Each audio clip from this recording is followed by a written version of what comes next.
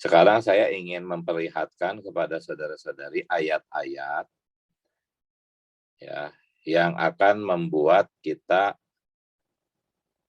mungkin bertanya-tanya ya mengenai keselamatan. Tadi saya mengatakan bahwa keselamatan itu menjadi sebuah misteri setelah kita membaca ayat-ayat ini. Keselamatan akan menjadi sesuatu yang membingungkan karena selama ini kita mendengar perkara keselamatan dari pengajaran-pengajaran yang bersifat tradisional. Tradisional itu artinya menurut tradisi, turun-temurun. Sudah sangat terbiasa kita dengar, itu yang dimaksud pengajaran tradisional tentang keselamatan. Dan setelah kita membaca ayat-ayat ini, mungkin kita jadi bingung tentang keselamatan. Kalau nanti ternyata waktunya hanya cukup untuk memeriksa ayat-ayat ini saja dan tidak bisa lanjut, maka malam ini berarti pelajarannya hanya menghasilkan kebingungan. Ya, karena ayatnya banyak sekali gitu yang harus kita periksa. Ya, jadi anggaplah malam ini memang tujuannya hanya membuat bingung gitu ya.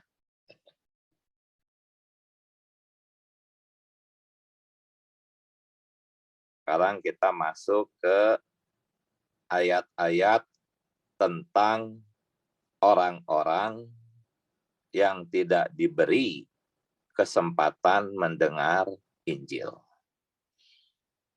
Nanti saya harap di poin ini boleh saudara-saudari bertanya, berdiskusi, ya kita cerna ini ya. 1. Yesus berkata ya di ayat-ayat di bawah ini bahwa kalau di Tirus, Sidon, dan Sodom ada mujizat-mujizat terjadi seperti yang terjadi di Khorazim, Betsaida, dan Kapernaum, maka Tirus, Sidon, dan Sodom pasti sudah bertobat. Ya. Tetapi Tuhan tidak memberi kesempatan mereka untuk bertobat. Kita sering mengatakan bahwa Allah tuh berusaha ya, supaya manusia bisa bertobat. Tetapi dalam ayat-ayat ini, kelihatannya Allah tidak berusaha gitu, untuk mendapatkan Tirus, Sidon, dan Sodom. Padahal bisa kalau Allah mau. Ya. Coba kita periksa betul nggak seperti itu bunyinya. A. Lalu Yesus mulai mengecam kota-kota yang tidak bertobat. Ya, sekalipun di situ ia paling banyak melakukan mujizatnya. Kota-kota ini adalah Khorazim, Betsaida. Ya. Sekalipun di sana banyak Tuhan melakukan mujizat-mujizatnya, tetapi mereka tidak bertobat. Ya, dikatakan celakalah engkau Khorazim, celakalah engkau Betsaida. Ya. Karena jika di Tirus dan di Sidon terjadi mujizat-mujizat yang telah terjadi di tengah-tengah kamu, maka sudah lama mereka bertobat dan berkabung. Tetapi aku berkata kepadamu pada hari penghakiman, tanggungan Tirus dan Sidon akan lebih ringan daripada tanggunganmu. Ya, jadi tanggungan Tirus dan Sidon akan lebih ringan daripada tanggunganmu. Tanggunganmu. Mu di sini itu Korazim dan Betsaida. Yang sedang dikutuk adalah Korazim dan Betsaida. Mereka akan mendapatkan hukuman yang lebih berat daripada Tirus dan Sidon. Artinya apa? Artinya Tirus, Sidon, ya, Korazim, Betsaida semuanya dihukum. Mereka itu tidak percaya, mereka itu tidak bertobat. Ya, keempat-empatnya dihukum. Tetapi hukuman Tirus dan Sidon itu lebih ringan. Kenapa? Karena Allah tidak memberikan mujizat-mujizatnya kepada Tirus dan Sidon. Di sini timbul sebuah pertanyaan. Kan Tuhan berkata, jikalau mujizat-mujizat yang terjadi di Korazim dan Betsaida terjadi di Tirus dan Sidon, maka mereka akan bertobat. Lah, kenapa Tuhan tidak kasih dong mujizat itu di Tirus dan di Sidon? Kenapa Allah sudah tahu mereka akan bertobat kalau ada mujizat-mujizat? Kenapa Tuhan tidak memberi kesempatan mereka bertobat? Kasih dong mujizatnya supaya mereka bertobat. Kan Tuhan Maha Tahu. Dalam kemahatahuan Allah, Allah melihat Tirus dan Sidon kalau terjadi mujizat-mujizat itu mereka akan bertobat. Kenapa Allah sudah tahu mereka akan bertobat kalau terdapat mujizat kok tidak dikasih mujizatnya? Artinya ya Allah tidak memberi kesempatan mereka bertobat. Ya. Begitu pula dengan Sodom. Kita tahu Sodom. Kota yang maksiat. Dibakar oleh api yang dari langit. Ya, kita baca ayat yang di poin B ini, kita bisa melihat bahwa Allah tidak memberi kesempatan kepada Sodom untuk bertobat, padahal Sodom bisa bertobat. Coba kita baca. Ya, dan engkau Kapernaum. Ya. Ini Tuhan sedang marahin Kapernaum, ya. Engkau Kapernaum, apakah engkau akan dinaikkan sampai ke langit? Tidak. Engkau akan diturunkan sampai ke dunia orang mati. Karena jika di Sodom terjadi mujizat yang telah terjadi di tengah-tengah kamu, kota itu tentu masih berdiri sampai hari ini. Artinya tidak akan dibakar.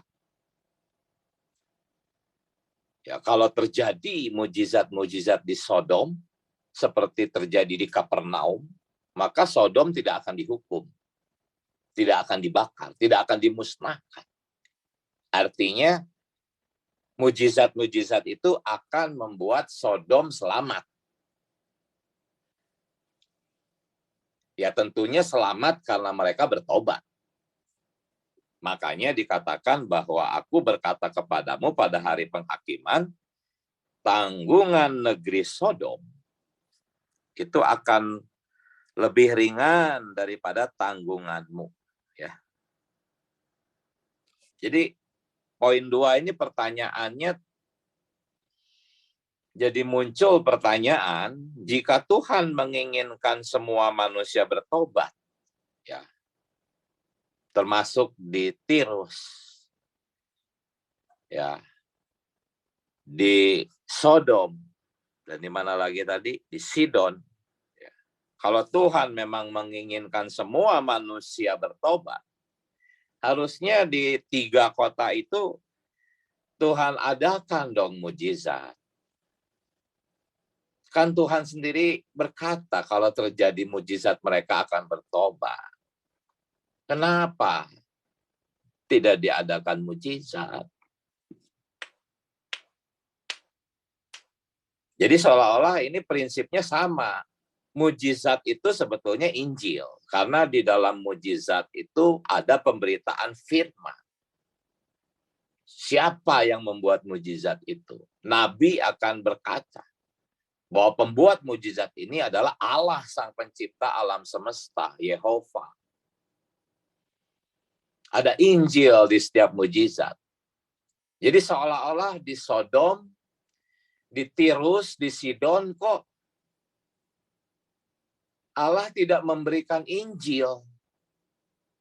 Gitu kan? Ya, minggu lalu kan ada seorang saudara bertanya atau berkata bahwa di daerah-daerah pedalaman, terpencil, terisolasi, banyak kan daerah-daerah semacam itu di dunia. Sangat mungkin mereka tidak pernah mendengar Injil. Sangat mungkin. Ya, kalau mereka memang Allah ingin mendengar Injil, mereka pasti Allah perdengarkan melalui ya, dibuka daerahnya dari kondisi yang terisolasi. Tetapi faktanya memang ada sebagian orang yang tidak pernah diberi kesempatan mendengarkan Injil. Seperti Tirus, Sidon, dan Sodom ini. Ya. Jadi pertanyaannya gitu. Benarkah Tuhan menginginkan semua orang bertobat? Kalau kita lihat jawaban ayat-ayat ini kan kita jadinya menjawab tidak. Allah tidak menginginkan semua bertobat. Ya. Aneh tapi kan bingung kan, ini yang saya maksud dengan tadi kebingungan yang akan muncul dengan memeriksa ayat-ayat ini ya.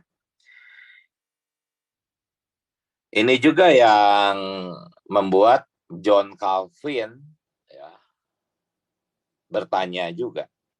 Karena kaum Armenian ya, di poin 3 itu kan berkata bahwa Allah berusaha mati-matian untuk menyelamatkan semua umat manusia. Tetapi manusia menolak. Kaum Armenian berkata sedemikian. Allah berusaha mati-matian memberitakan Injil, tetapi manusia menolak. Sehingga Allah harus menghukum mereka. Kenapa? Karena manusia menolak. Tetapi tadi kita lihat Tirus, Sidon, Sodom tidak menolak. Karena mereka ya dihukum aja karena tidak diberi mujizat. Kecuali kalau diberi dulu mujizat, seperti si Kapernaum, seperti si Korazim, tapi menolak, nah, baru itu boleh dihukum. Tapi ini mereka tidak diberi mujizat. Jadi otomatis mereka tidak bisa dikatakan menolak. Ya. Jadi benarkah Allah berusaha mati-matian untuk menyelamatkan semua manusia? Tapi manusia menolak? John Calvin bertanya, ya, jika Allah menghendaki bahwa semua orang diselamatkan, bagaimana bisa terjadi bahwa Ia tidak membuka pintu pertobatan kepada orang-orang yang menyedihkan itu Sidon, Tirus, Sodom. Orang-orang yang menyedihkan namun lebih siap untuk menerima kasih karunia. Tirus, Sidon, Sodom kan siap menerima kasih karunia. Allah sendiri kan yang berkata bahwa mereka siap menerima kasih karunia. Allah sendiri yang berkata bahwa jikalau mujizat-mujizat ini terjadi di kota-kota mereka, itu mereka pasti bertobat. Gitu. Jadi mereka siap menerima kasih karunia. Tetapi mengapa Allah tidak membuka pintu pertobatan? Oh, Tuhan Yesus, semoga pelajaran malam hari ini bisa saudara-saudari terima, walaupun bingung. Ya. Semoga saudara-saudari bisa tahan berdiri ya mendengar fakta-fakta ini. Karena ini memang membingungkan, tetapi sasaran saya menemukan jawabannya. Kan? Sasaran saya menemukan jawabannya. Tapi sabar dulu ya, jawabannya sabar dulu. Kita periksa masih ada 2 poin yang sama-sama juga membingungkan ya. Nah, mengenai yang ini dulu, ada mau tanggapan nggak sedikit? Boleh, silakan. Ada tanggapan dulu nggak yang ini? Amin, saudaraku. Ya. Ya. Saya mau tanya, bukannya Tirus, Sidon, dan Sodom ini adalah betul-betul orang yang tidak bertobat, saudaraku? Coba baca lagi, saudara. Baca lagi yang A, poin A. Lalu Yesus mulai mengecam kota-kota yang tidak bertobat. Yang ini aja, saudaraku, yang dicetak tebal. Oke. Jika di Tirus dan di Sidon terjadi mujizat-mujizat yang telah terjadi di tengah-tengah kamu, sudah lama mereka bertobat dan bergabung. Amin. Ya. Jadi bagaimana? Karena saya melihat dari perikop yang ada di Matius 11 itu kan meratapin dan mencela angkatan yang bebal dan tidak mau bertobat. Yaitu adalah mencela Korazim dan Betsaida, bukan Tirus dan Sidon. Oh, bukan Tirus dan Sidon. Celakalah engkau Korazim, celakalah engkau Betsaida.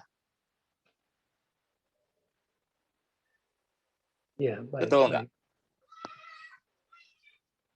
Kalau ya. Tirus dan Sidon itu disinggung ketika sedang mencela Korazim dan Betsaida. Ayat 21 ya. Makanya Tirus dan Sidon kan lebih ringan hukumannya.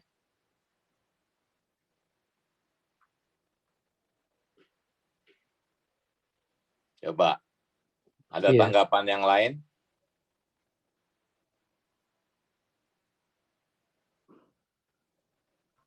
Ya. Ya. Ya, hari ini sangat jelas ya. Maksudnya poin pertama, Tuhan tidak, orang-orang tidak diberi kesempatan mendengar Injil itu Tuhan tetapkan. Jelas ya. Tapi memang akhirnya seperti Pak Agus tadi, jadi ada pertanyaan gitu ya. Saya juga sempat berpikir gitu. Ini jangan-jangan Tirus sama Sidon sama Sodom ini udah dah, nggak usah ditunjukin mujizat lah, karena dia punya dosa kecil gitu. Kadang ada pertanyaan, kenapa ya? Kalau itu kan penetapan Tuhan. Jadi akhirnya di pikiran ini bertanya-tanya, kok gitu ya Tuhan? Ini kalau belum selesai kali ya. Iya, makanya kan memang udah dikasih tahu, akan bingung. Ya tapi kita jadi bertanya-tanya. Ya tapi kan nggak boleh cap jahat. Di awal-awal udah ada info bahwa itu Sani itu ya. Ya tapi Tirus dan Sidon kan jelas-jelas mereka tuh akan bertobat jikalau terjadi mujizat. Mujizat. Ya. Yang pasti ini Allah nggak mau aja mereka bertobat.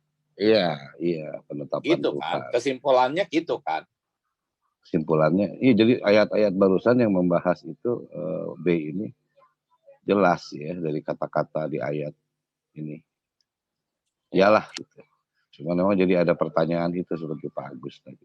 Ya, kurang lebih itu dulu. Ya memang sekali lagi saya katakan dari awal ini akan pelajaran malam hari ini itu memang hasilnya akan bikin bingung, udah gitu aja dulu. Kalau memang nanti bisa dilanjutkan, kita lanjutkan. Kalau waktunya mepet ya tanggung ya, perlu satu waktu yang khusus. Nah sekarang intinya pertanyaan John Calvin ini ya, jikalau memang Allah menghendaki semua orang diselamatkan, kenapa Allah tidak membuka pintu pertobatan gitu kepada orang-orang yang sudah siap menerima kasih karunia? Makanya ada sebuah doktrin yang berjudul penebusan terbatas. Ya. Dan memang penebusan itu terbatas. Nah, nanti kita akan pelajari lagi ya.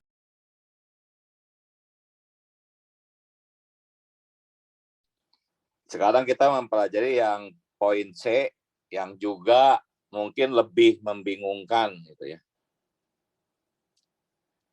Yaitu ayat-ayat tentang orang-orang yang tidak diizinkan Allah untuk menerima keselamatan. Coba nanti saudara-saudara periksa ya. Kalimat tidak diizinkan Allah untuk menerima keselamatan ini ngaco nggak nih judulnya nih? Saya memberi judul ini ya berdasarkan pemahaman ayat-ayat yang kita baca ya. Jadi ada sebagian orang Allah tidak izinkan untuk diselamatkan. Bukan nggak mau selamat. Oh, Tuhan Yesus. Semoga Tuhan menjaga kita ya malam hari ini. Biar bagaimanapun ini Alkitab. Coba kita baca ya, satu ya. Kamu menyelidiki kitab-kitab suci. Ini kamu di sini adalah orang-orang Farisi, ahli-ahli Taurat. Ya, ini Yesus yang berbicara. Kamu menyelidiki kitab-kitab suci. Walaupun kitab-kitab suci itu memberi kesaksian tentang aku, namun apa? Kamu tidak mau. Nah ini, kalau ini jelas ya. Kalau tadi kan Tirus, Sidon, Sodom itu mau bertobat, gitu. Hanya tidak terjadi mujizat, jadi nggak bisa bertobat. Gitu. Tuhan nggak beri mujizat itu. Ya, tapi Tuhan tahu kalau mujizat itu terjadi, Tirus, Sidon, Sodom mau bertobat. Tetapi kalau ahli Taurat ini, ya, yang dicetak tebal tuh, kamu tidak mau datang kepadaku. Walaupun kitab-kitab suci itu memberi kesaksian tentang aku, kata Tuhan, kamu tidak mau datang kepadaku untuk memperoleh hidup itu. Nah sekarang poin A ini penyebabnya. Kenapa orang-orang Yahudi itu tidak mau datang kepada Tuhan? Apa yang menyebabkan mereka tidak mau datang? Penyebabnya apa? Poin A. Tidak ada seorang pun yang dapat datang kepadaku. Ya. Datang kepadaku. Jikalau ia tidak ditarik oleh Bapa.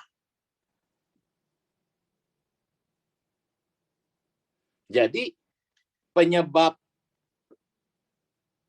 ahli-ahli Taurat ini tidak datang, ya, tidak mau datang itu karena tidak ditarik oleh Bapa. Tidak ada seorang pun, ya, termasuk ahli Taurat itu yang dapat datang. Jadi ahli Taurat itu tidak dapat datang. Ya. Tuhan berkata, tidak ada seorang pun yang dapat datang kepadaku jikalau ia tidak ditarik oleh Bapa yang mengutus aku. Coba kalau ahli Taurat itu ditarik oleh Bapa, pasti dia datang, ya. Jadi penyebab tidak mau itu karena tidak ditarik.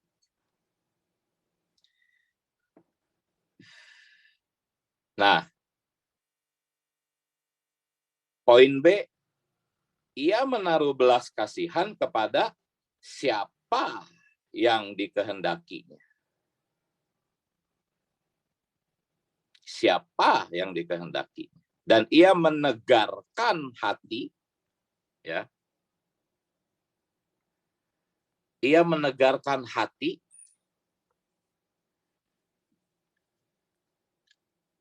ahli Taurat itu tidak mau datang, artinya ditegarkan hatinya. Ya. Ia menaruh belas kasihan kepada siapa yang dikehendakinya dan ia menegarkan hati siapa yang dikehendakinya. Jadi kita tahu sekarang, kita mengerti sekarang bahwa ahli-ahli Taurat itu ditegarkan hatinya oleh Tuhan. Tidak mendapat belas kasihan Tuhan. Ya. Jadi judulnya,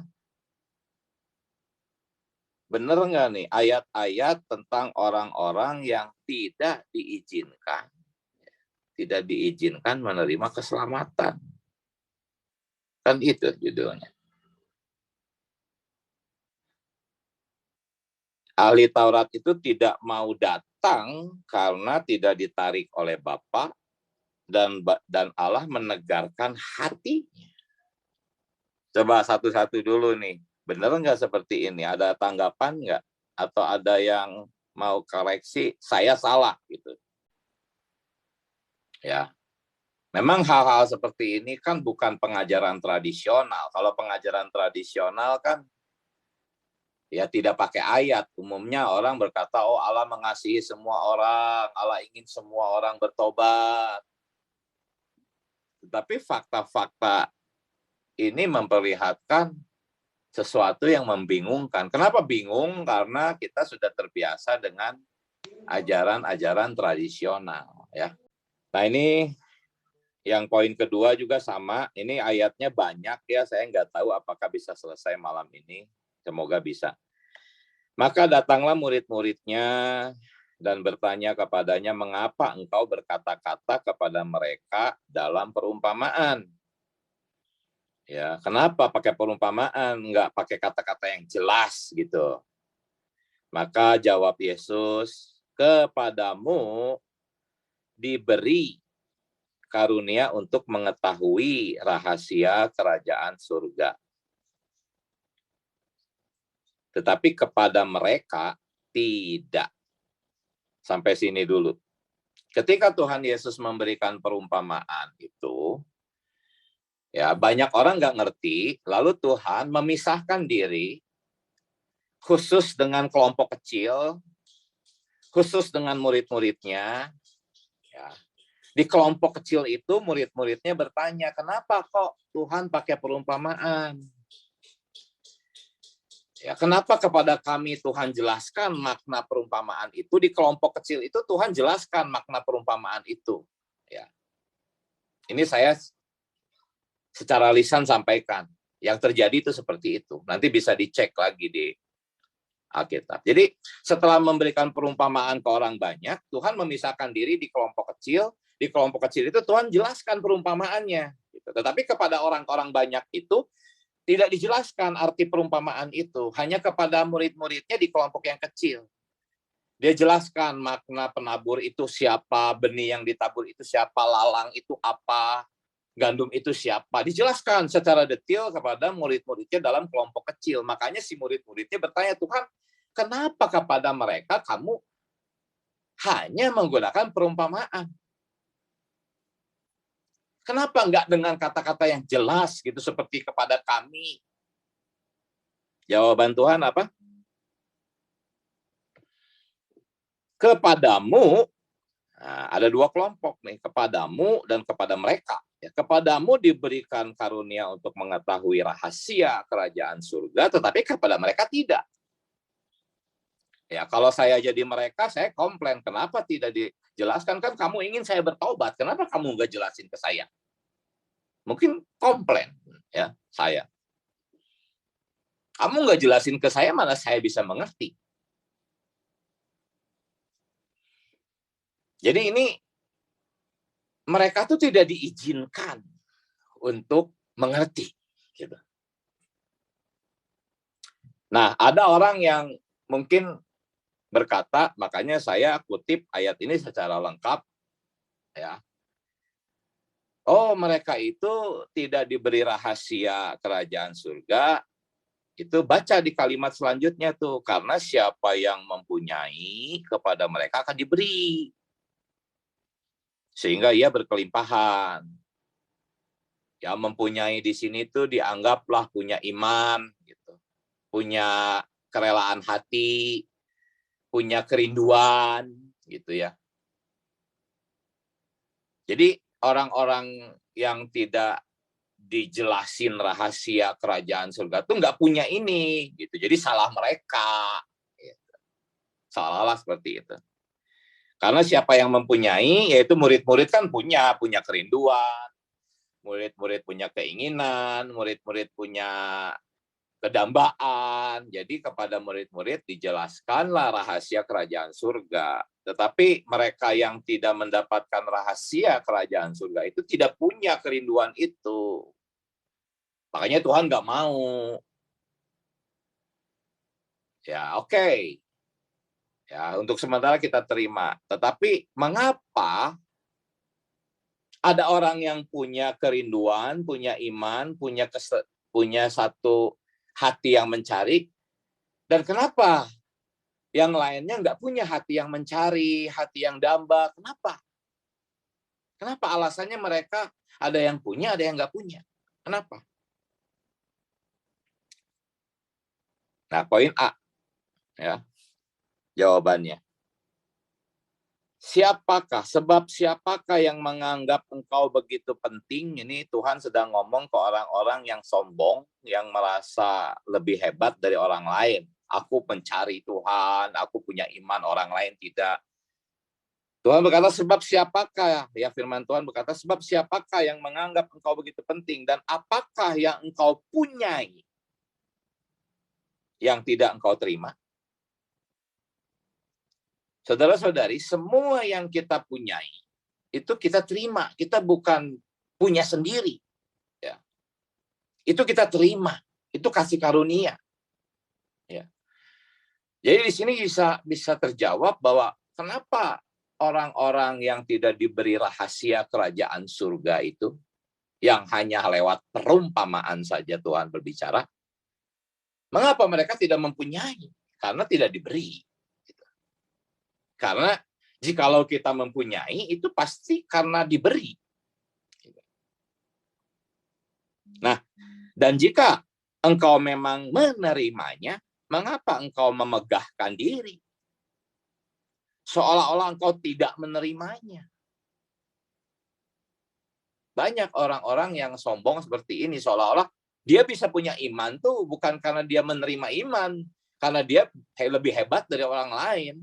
Orang lain sih nggak bisa beriman, aku bisa beriman. Nah, ini sombong. Tuhan bilang, apakah yang engkau punyai yang tidak engkau terima? Semua yang engkau punyai itu engkau terima. Jangan sombong, jangan memegahkan diri. Jadi orang-orang yang tidak menerima rahasia kerajaan surga, itu mereka memang tidak mempunyai, maka apapun ya yang ada padanya diambil karena mereka tidak punya. Ya. Penyebabnya ya karena mereka tidak menerima gitu. Nah, ini yang B juga jelas ya, yang B. Poin B. Tidak ada seorang pun yang dapat mengambil sesuatu bagi dirinya kalau tidak dikaruniakan kepadanya dari surga. Jadi semua yang kita terima itu dikaruniakan. Bukan kita yang mengambil ya.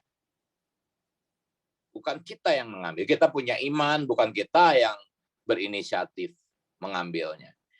Kita bisa mengerti rahasia kerajaan surga, kita bisa mengerti firman, itu bukan karena kita lebih pinter, lebih hebat. Semuanya itu dikaruniakan. Jadi kalau ada orang yang nggak ngerti firman, artinya tidak dikaruniakan. Ada orang yang tidak mau menerima Tuhan Yesus sebagai juru selamat, artinya memang tidak dikaruniakan pengertian Injil itu kepada mereka. Mereka mendengar Injil tapi nggak ngerti. Gitu ya. Kenapa? Karena tidak dikaruniakan. Jadi jelas ya ayatnya tadi. Ya. Yang ini ya. Kepada kamu, ya, kepadamu, ya, diberi karunia untuk mengetahui rahasia kerajaan surga, tetapi kepada mereka tidak. Ya. Jadi siapa yang menyebabkan mereka tidak menerima keselamatan? Ya, mereka tidak menerima keselamatan karena tidak diizinkan Allah untuk menerima keselamatan. Ya, ayat-ayat ini juga membicarakan yang sama, itulah sebabnya poin 3 ya. Aku berkata-kata dalam perumpamaan kepada mereka, karena sekalipun mereka melihat, mereka tidak melihat, dan sekalipun mendengar, mereka tidak mendengar. Ya, mereka mendengar Injil, mereka melihat Tuhan, mereka mendengar Injil, tapi mereka tidak mendengar, gitu. Mendengar tapi tidak mendengar, gitu. Tidak ngerti maksudnya ya. Dan tidak mengerti. Nah, yang dicetak tebalnya ini, supaya. Berarti ada tujuan, kan? Kata supaya itu berarti mengandung tujuan. Allah menginginkan sesuatu. Supaya. Apa? Jangan mereka melihat. Nah, mereka tidak diberi penjelasan dengan jelas supaya jangan mereka melihat. Ya, dengan matanya dan mendengar dengan telinganya dan mengerti dengan hatinya. Lalu berbalik sehingga aku menyembuhkan mereka. Supaya jangan, ya ini jelas-jelas ya, tidak diizinkan. Tidak diizinkan. Supaya jangan apa? Supaya mereka jangan berbalik kepadaku dan aku menyembuhkan mereka. Gitu. Saya rasa ini judulnya bisa diterima ya. Yang tadi nomor 2 itu kan ada yang mempunyai, ada yang tidak mempunyai, gitu kan? Iya, yang tidak mempunyai itu adalah orang-orang yang tidak diberi rahasia kerajaan surga.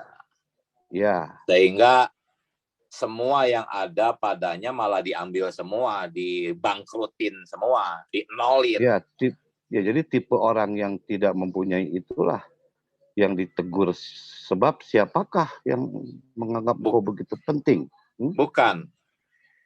Yang ditegur siapakah yang menganggap engkau begitu penting itu adalah yang mempunyai. Oh. Siapakah?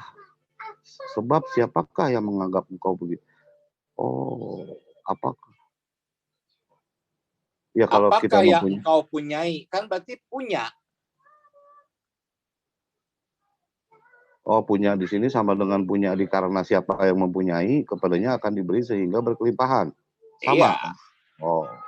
Siapa yang mempunyai, yaitu anggaplah mempunyai di sini itu punya hati yang mencari Tuhan, hati yang ingin mengerti, mempunyai iman, mempunyai pemahaman. Anggaplah itulah intinya. Oh iya. Banyak Iya. sih macam-macam. Ya, yang pasti Ya, mempunyai di sini tuh hal positif lah ya. Ya. Seperti murid-murid. Yang mempunyai akan diberi. Kan murid-murid sehingga diberi rahasia kerajaan surga. Iya, tapi tadi kan pertanyaannya, kenapa bisa ada yang tidak mempunyai kan? Nah, Jawabannya yang tidak mempunyai artinya tidak diberi kan? Karena yang mempunyai itu nggak boleh sombong. Betul. Kenapa nggak boleh sombong? Karena kamu tuh diberi, itu bukan kemampuanmu mengambil. Gitu. Oh, jadi yang mempunyai itu masih bisa sombong. Iya. Iya, oke.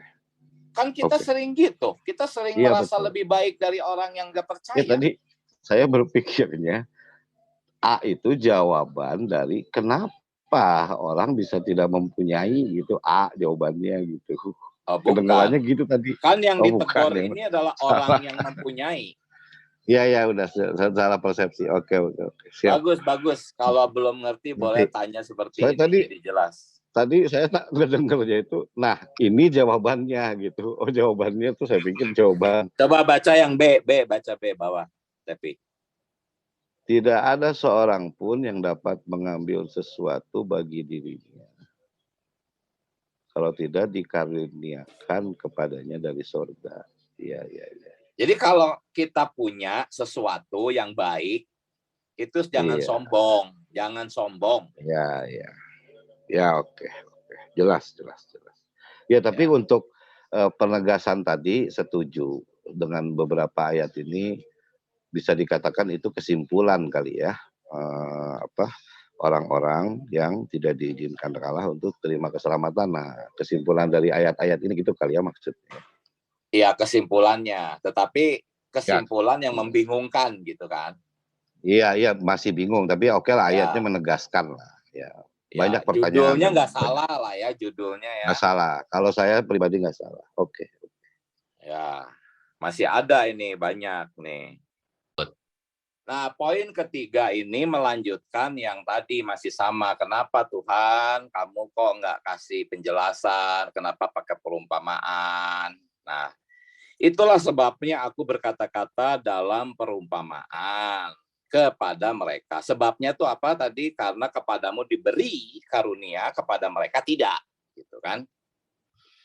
Karena sekalipun melihat, mereka tidak melihat. Dan sekalipun mendengar, mereka tidak mendengar dan tidak mengerti. Nah, ini sekali lagi supaya jangan. Supaya jangan. Ini tuh tujuan Tuhan. Tuhan tuh tidak mau, jadi supaya jangan. Ya, supaya jangan apa? Supaya jangan mereka melihat dengan matanya dan mendengar dengan telinganya dan mengerti itu dengan hatinya lalu berbalik sehingga aku harus menyembuhkan mereka. Allah tidak mau, Allah tidak izinkan. Jahat ya saudara. Ya itu makanya ini saya harus berhasil dulu membuat judul-judul ini bisa diterima ya, judul-judul yang di setiap bab ya. Ayat-ayatnya, baru nanti kita bisa masuk ke dalam perkara keselamatan yang memang misteri ini. Iya, baik saudara, lanjut saudara. Ini tuh perkara keselamatan ya, perkara keselamatan. Saya mau beritahu bahwa kita ini ada di dalam pemulihan Tuhan. Ya. Di dalam pemulihan Tuhan itu wahyu yang kita terima itu lengkap. Jadi jangan khawatir, nanti ada jawabannya ya. Baik, poin 4. Nah, ini masih pokoknya Allah tidak mengizinkan beberapa orang selamat. Karena itu mereka tidak dapat percaya. Nah, dikatakan apa? Tidak dapat percaya. Oke? Tidak dapat percaya. Mereka tidak dapat percaya. Sebab Yesaya telah berkata juga. Kenapa mereka tidak dapat percaya? Yesaya berkata apa? Ia telah membutakan mata dan mendegilkan hati mereka. Jadi penyebab mereka tidak dapat percaya itu siapa? Ia, Allah. Telah membutakan mata mereka. dan mendegilkan hati mereka. Ini sekali-sekali lagi nih, supaya mereka jangan. Nah, ya. Jelas ini ada tujuannya, Allah membutakan mata mereka tuh supaya mereka jangan melihat dengan mata dan menanggap dengan hati, lalu berbalik sehingga aku menyembuhkan mereka. Poin 5, supaya sekalipun melihat, mereka tidak menanggap, sekalipun mendengar, mereka tidak mengerti. Supaya mereka jangan berbalik dan mendapat ampun. Kita seringkali justru pengen orang dapat ampun, pengen orang berbalik, tapi kalau ini supaya mereka jangan. Ya. Jelas, supaya mereka jangan. Poin 6, jadi bagaimana Israel tidak memperoleh apa yang dikejarnya, tetapi orang-orang terpilih. Nah, ya, ini orang-orang yang diizinkan untuk selamat tuh orang-orang yang terpilih ya, telah memperolehnya. Dan orang-orang yang lain telah tegar hatinya. Orang-orang lain telah tegar hatinya, seperti ada tertulis, Allah membuat mereka tidur nyenyak. Bukan mereka tidur nyenyak, Allah membuat mereka tidur nyenyak. Memberi mata untuk tidak melihat, dan telinga untuk tidak mendengar, sampai kepada hari sekarang ini. Poin ke-7. Pada waktu itu berkatalah Yesus, aku bersyukur kepadamu ya Bapa, Tuhan langit dan bumi, karena semuanya itu Engkau sembunyikan. Ya. Siapa yang menyembunyikan? Engkau. Engkau sembunyikan. Ya gimana bisa ngerti kalau disembunyikan? Gitu kan? Engkau sembunyikan bagi orang bijak dan bagi orang pandai. Tidak semua orang bijak, orang pandai, karena Paulus pun orang bijak dan orang pandai, tapi tidak disembunyikan kalau terhadap Paulus ya. Artinya ada sebagian orang bijak, orang pandai itu memang Allah sembunyikan bagi mereka, sehingga mereka tidak dapat mengerti. Tetapi Engkau nyatakan kepada orang kecil. Jadi ini ada dua orang kelompok, yang satu orang bijak pandai, yang orang kecil diizinkan berselamat, ya. Yang orang bijak dan pandai tidak diizinkan ya. 8. Kalau ini bukan lagi tidak diizinkan, ini memang sudah diciptakan untuk tujuan yang hina. Apakah tukang periuk tidak mempunyai hak atas tanah liatnya? Tanah liat itu kita ya, manusia-manusia yang terbuat dari tanah liat. Untuk membuat dari gumpal yang sama suatu bejana, gumpal yang sama ya, artinya ini sama ya, ciptaan Allah. Sekali lagi, apakah tukang periuk tidak punya hak atas tanah liatnya untuk membuat dari gumpal yang sama suatu bejana? Ada dua bejana ya. Suatu bejana untuk dipakai guna tujuan yang mulia, dan suatu bejana lain guna dipakai guna tujuan yang hina. Jadi ini ada kata tujuan.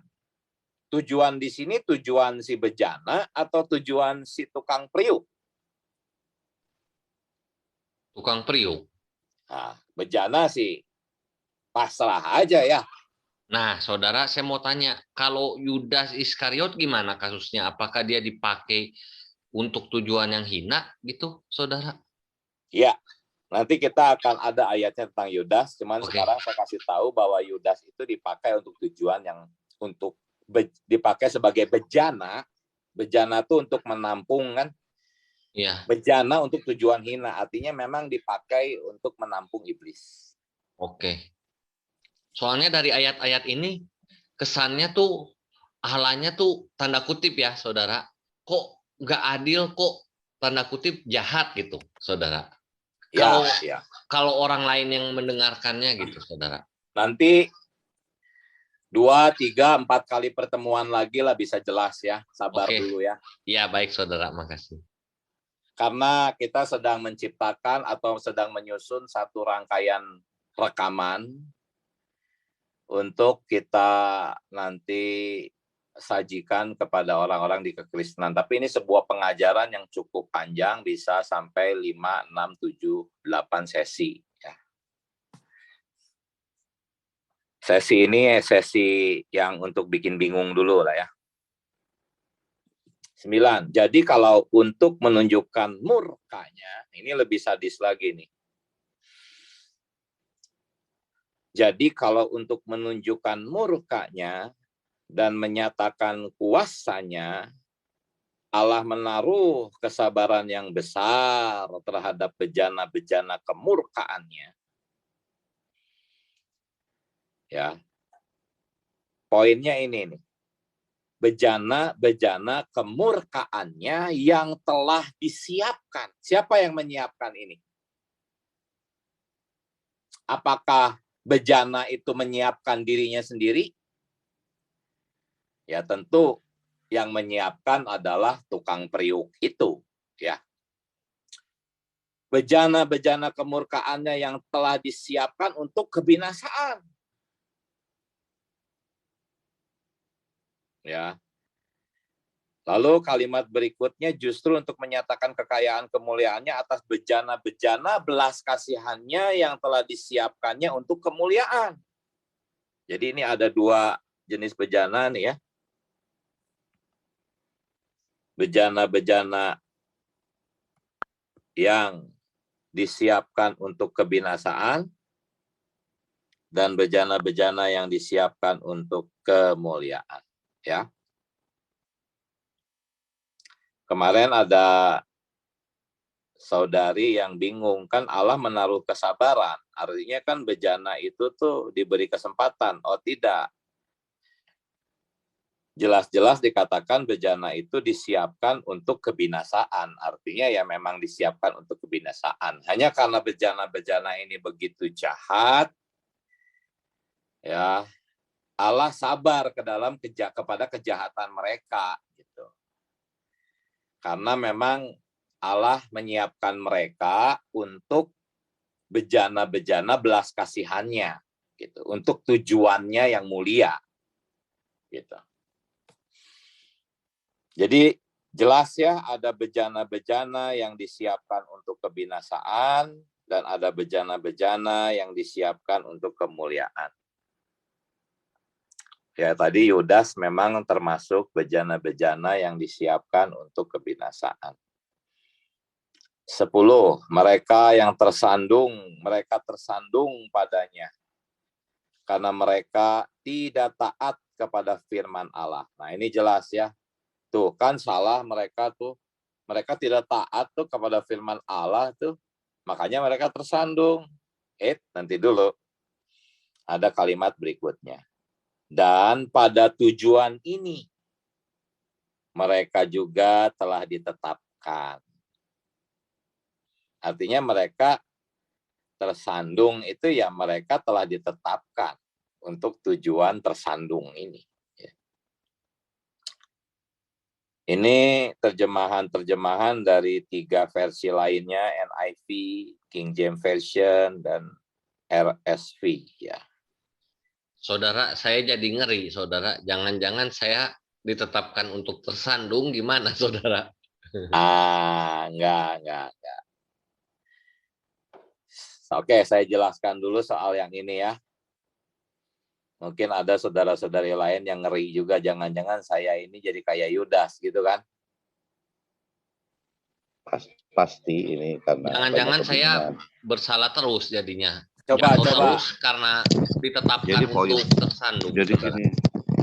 Jadi poinnya menurut saya sesi ini memang kita membingungkan, otomatis kita banyak pertanyaan, tapi saya yakin percaya kita bukan orang tersandung. Amin. Begini ya,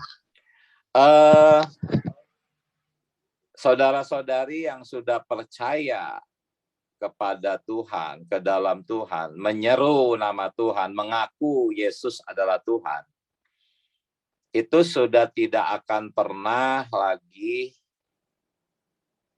hilang keselamatannya ya. Kalau ada nih orang yang, aduh aku takut, jangan-jangan aku seperti bejana yang ini nih, yang dipakai tujuan hina. Aduh, Tuhan tolong jangan sampai aku jadi bejana yang hina. Nah kalau ada yang gitu, itu pasti dia tuh bejana yang dipakai untuk tujuan yang mulia, udah pasti kalau ada hati kayak gitu. Hati yang takut seperti itu udah pasti, walaupun dia belum percaya, ya, tetapi dia pasti tidak akan digunakan sebagai bejana yang hina. Misalnya nih ya, ada orang-orang yang belum percaya, kalau di sini kan kita udah percaya semua ya. Ada nih, misalnya ada orang-orang dari Buddha atau Hindu yang dengar berita ini, lalu dalam hati mereka tuh mereka merasa, wah takut aku, apakah aku bejana hina? Nah itu udah pasti dia bukan bejana hina kalau ada perasaan kayak gitu, ya. Walaupun belum percaya. Karena bejana yang hina tuh akan ngetawain kita gitu kalau dengar berita ini tuh. Akan menghina, akan mencemooh. Nggak ada tuh rasa takut-takutnya gitu. Jadi yang tadi terjemahan NIV King James itu jelasnya mereka tidak mentaati firman, yang juga mereka merupakan apa yang telah ditentukan untuk mereka. Yang King James, mereka tidak menaati firman untuk mana mereka juga telah ditetapkan. Jadi mereka tidak mentaati firman itu sudah ditetapkan. Yang RSV, mereka tidak mentaati firman sebagaimana mereka telah ditentukan untuk melakukan. Ya. 11. Aku memelihara mereka. Mereka di sini adalah kita, murid-muridnya ya. Ini Tuhan sedang berdoa kepada Bapa. Aku memelihara mereka, murid-murid Tuhan, dalam namamu. Aku telah menjaga mereka.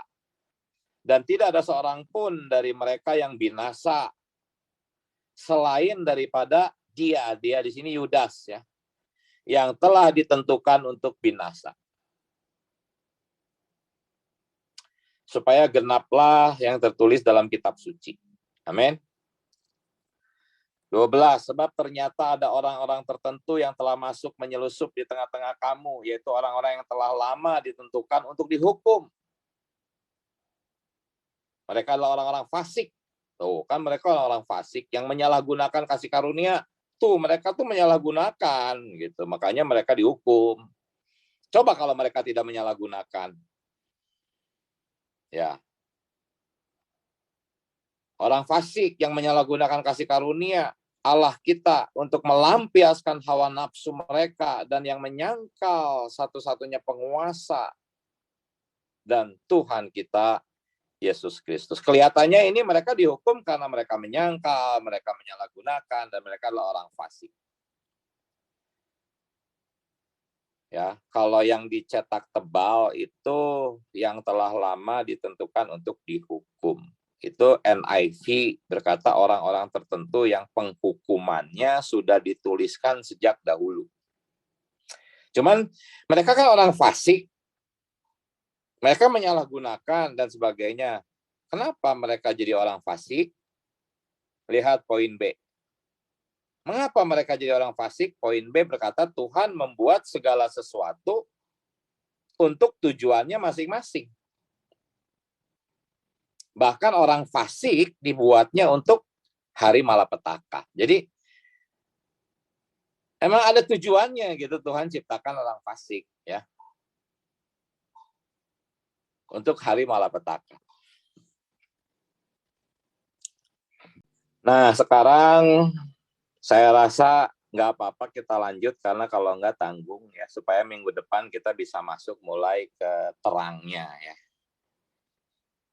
Nah, ini tadi kan orang-orang yang tidak diizinkan untuk selamat, oke? Nah, sekarang orang-orang yang ditentukan untuk selamat. Kebalikannya ya. Ini ayat-ayatnya. 1,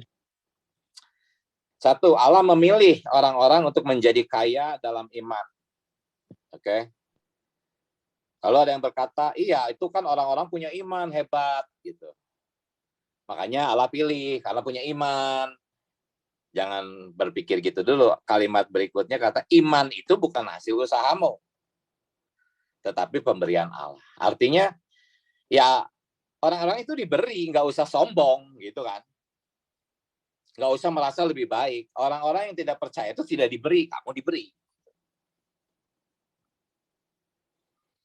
Jadi lagi-lagi bahwa orang yang selamat ini nggak ada jasanya sama sekali. Ini semua Allah yang ngatur. Yang mau, yang tidak selamat, yang selamat, Allah yang ngatur kok. Ya. Poin 2. Karena Allah tidak menetapkan kita untuk ditimpa murka. Artinya ada yang ditetapkan untuk ditimpa murka. Tadi ayat-ayatnya udah sangat jelas, ada orang-orang yang ditetapkan untuk ditimpa murka. Tetapi Allah tidak menetapkan kita untuk ditimpa murka. Tetapi untuk beroleh keselamatan. Jadi kita beroleh keselamatan tuh ditetapkan ya. Bukan kita yang bisa mengejar iman itu. Bukan kita yang mampu percaya, bukan ya. Iman itu tadi poin pertama pemberian. Oke. Poin 3, Allah dari mulanya telah memilih kamu. Nah, memilih kamu untuk diselamatkan dalam roh yang menguduskan. Jadi kita dipilih. Haleluya. Mereka nggak dipilih. 4. Mendengar itu, mendengar apa? Mendengar firman yang disampaikan oleh rasul-rasul. Ya, mendengar itu semua orang yang ditentukan Allah untuk hidup yang kekal menjadi percaya. Bukan mereka yang mampu percaya, mereka ditentukan Allah untuk hayat yang kekal. Karena mereka ditentukan oleh Allah, maka mereka menjadi percaya. Coba bandingkan ayat-ayat di atas, 4 ayat tadi ya, dengan Yohanes 12, 39, 40. Di sini dikatakan apa? Ini ayatnya kita baca sudah tadi di awal. Karena itu mereka tidak dapat percaya, sebab ia telah membutakan mata dan mendegilkan hati mereka. Jadi ini kebalikannya ya. Ada yang bisa percaya karena Allah sudah tentukan, ada yang tidak percaya karena Allah membutakan dan mendegilkan hati mereka. Supaya mereka jangan melihat dengan mata dan menanggap dengan hati lalu berbalik sehingga aku menyembuhkan mereka. 5. Sebab bukan semua orang beroleh iman. Ya. Sekali lagi, bukan semua orang beroleh iman. Ini sebetulnya ayat-ayat yang saya gabungin nih, rendengin ya. Ini sebetulnya 5 ayat tuh, Yakobus 2 ayat 5, Efesus 2:8, 2 Tesalonika dan seterusnya saya rendengin nih. Saya ulangi ya, sebab bukan semua orang beroleh iman. Sebab kepada kamu dikaruniakan untuk percaya. Ya. Coba ini. Jelas nggak ini? Dikaruniakan untuk percaya kepada Kristus. Jadi jangan sombong. Kita bisa percaya tuh karena kita dikaruniakan. Ya. Kepada bangsa-bangsa lain juga Allah mengaruniakan pertobatan. Lihat. Ya. Di sini dikatakan Allah mengaruniakan pertobatan. Ini mirip dengan yang Korazim tadi ya. Tirus, Sidon, dan Sodom ya. Mereka tidak dikaruniai pertobatan.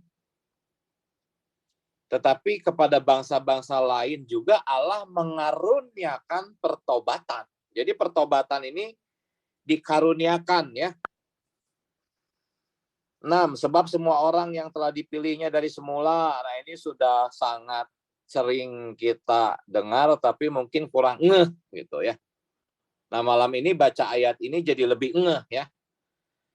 Sebab semua orang yang dipilihnya dari semula, mereka juga ditentukannya dari semula.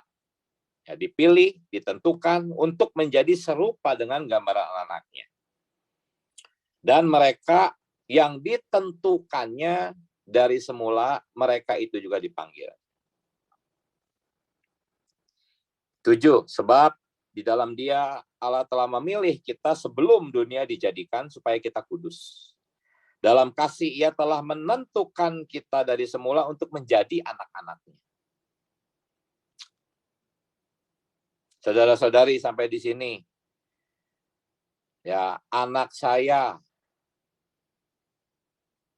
bisa jadi anak saya, apakah dia yang pilih? Jadi sebelum lahir ke bumi, pilih-pilih dulu nih, mau jadi anak siapa gitu. Semua bayi lahir itu tidak berdaya, pasrah aja mau dilahirkan oleh orang-orang jahat, oleh orang-orang baik. Ya nggak bisa milih lah, ya. Jadi Ia telah menentukan kita untuk menjadi anak-anaknya. Kita lahir ya lahir aja, gitu. Tanpa kita ingini, tanpa kita cari, tanpa kita berusaha. 8. Allah telah menetapkan engkau untuk mengetahui kehendak-Nya. Jadi kita bisa mengetahui kehendak-Nya itu karena Allah tetapkan, bukan karena kita hebat, pintar, lebih bagus dari orang lain, bukan. Ya. Poin 9. Kami yang dari semula ditentukan untuk menerima bagian itu, ya ditentukan untuk menerima bagian itu sesuai dengan maksud Allah, yang di dalam segala sesuatu bekerja untuk keputusan kehendak-Nya. Sebetulnya ini masih ada poin cuman nggak mungkin kita baca. Ini ada 23 ayat ya. Ayat-ayat tentang orang-orang pilihan ya. Tuh lihat ayatnya ada, saya kumpulin sampai 23 ayat ya.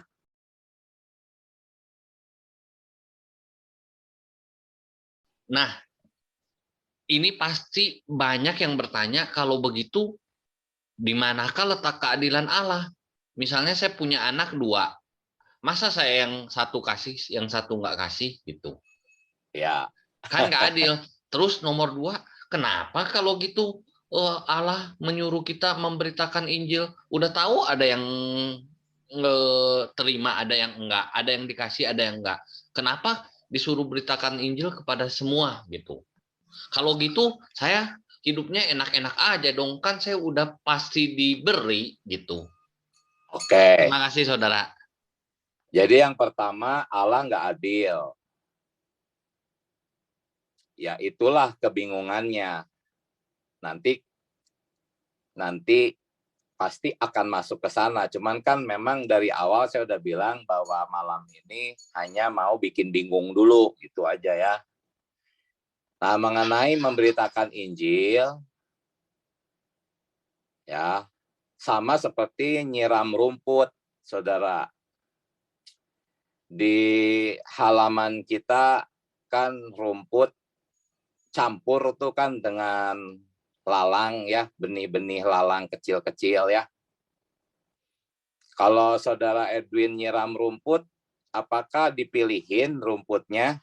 Enggak. Siram semua aja kan? Iya. Nanti si lalang ikut kesiram kan? Iya. Karena kita nggak tahu, apalagi gandum dan lalang kan nggak ada bedanya kata Tuhan. Iya. Jadi kalau tidak memberitakan Injil ya salah dong. Kita kan nggak tahu mana lalang mana gandum. Iya.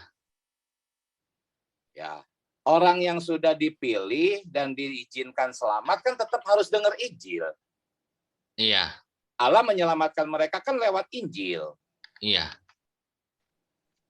Jadi kalau mau memberitakan Injil sama kayak nyiram rumput tadi, siram aja semua, nggak usah dipilih-pilih dan nggak bisa tahu juga kita mana lalang, mana gandum.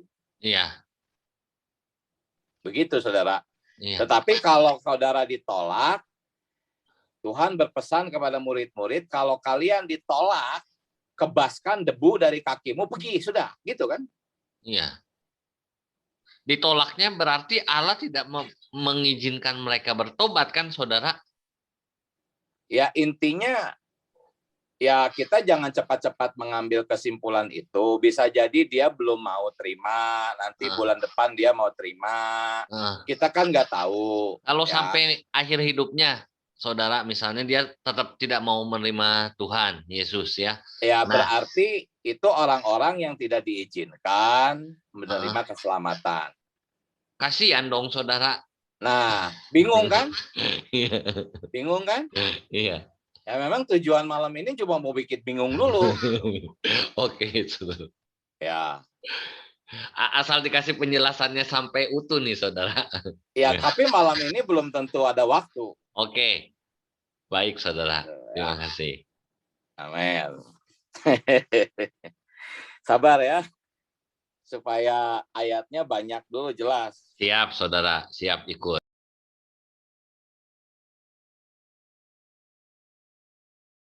Ya, sampai di sini masih ada poin yang menggunakan poin D. Nanti kita lanjut sebentar. Cuman saya ingin berbicara dulu, saudara-saudari, bahwa tujuan kita ingat nih, supaya saudara-saudari bisa bertahan dalam pertemuan ini sampai akhirnya. Tujuan kita membahas ini tuh sebetulnya apa sih? Apa? Ada nggak yang bisa nebak apa tujuan kita? Tujuan kita adalah untuk mendapatkan orang-orang bingung yang telah cukup lama bingung sebelum kita. Saudara-saudari yang malam hari ini ikut, mungkin bingungnya baru bulan-bulan ini aja semenjak ada Bible Study ini kan. Ada yang bingungnya baru malam ini kan. Tapi di luar sana banyak orang-orang Kristen yang sudah cukup lama tahu ayat-ayat ini dan bingung. Khususnya aliran Calvinisme, karena di Calvinisme diajarkan ini. Tapi di Armenian tidak diajarkan.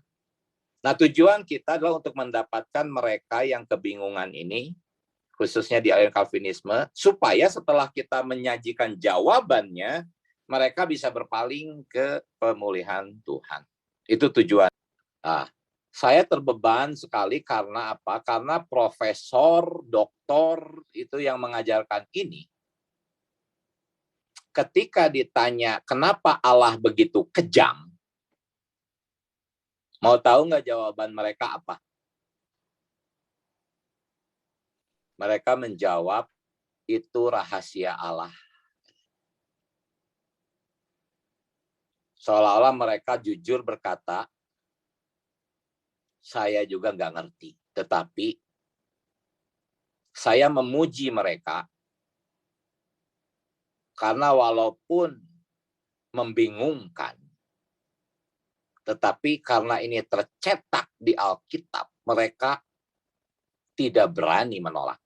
Itu bagusnya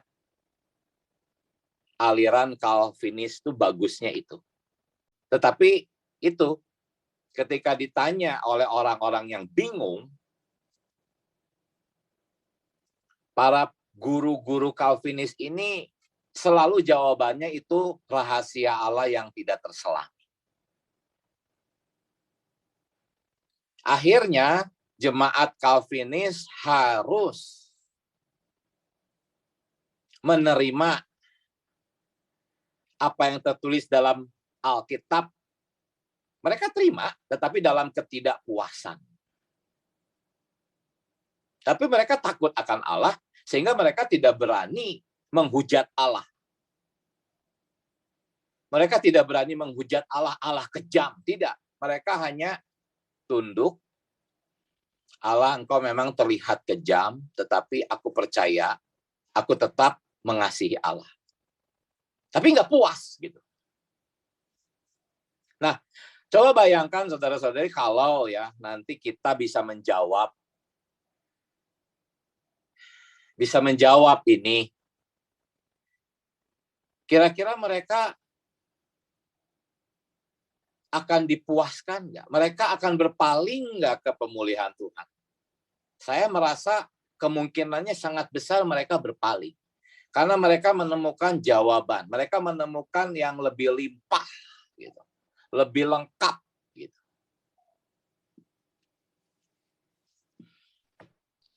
Coba tanggapi dulu sharing saya ini sebelum kita maju lagi satu poin lagi. Silakan. Saudara, maaf, saya banyak tanya ini. Sebelum saudara kita menyampaikan hal ini, saya tuh dalam hati udah ingin bertanya. Saudara, kan banyak di dalam kekristenan itu hal-hal yang tadi saudara bicara menjadi rahasia. Kita banyak sering dengar itu rahasia Allah, itu kedaulatan Allah. Pertanyaan saya adalah, apakah untuk segala sesuatunya sebenarnya ada jawabannya, saudara? Atau kita kalau nggak tahu bilang itu rahasia Allah, itu kedaulatan Allah, begitu. Bagaimana? Coba saudara bacakan Ulangan 29 ayat 29, bacakan. Ulangan 29 ayat 29. Ulangan 29 ayat 29 ya saudara ya. Bacakan. Hal-hal yang tersembunyi ialah bagi Tuhan Allah kita. Tetapi hal-hal yang dinyatakan ialah bagi kita dan bagi anak-anak kita sampai selama-lamanya, supaya kita melakukan segala perkataan hukum Taurat ini. Amin. Yang A. Jadi ada hal-hal yang tersembunyi dan ada hal-hal yang dinyatakan.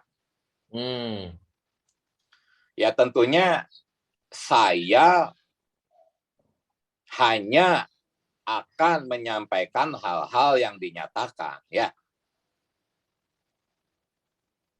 Iya. Guru-guru Calvinis itu profesor, doktor, master, teologi.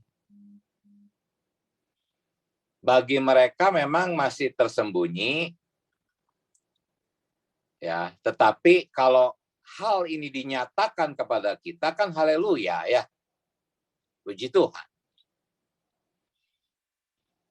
Tapi sabar ya, sabar.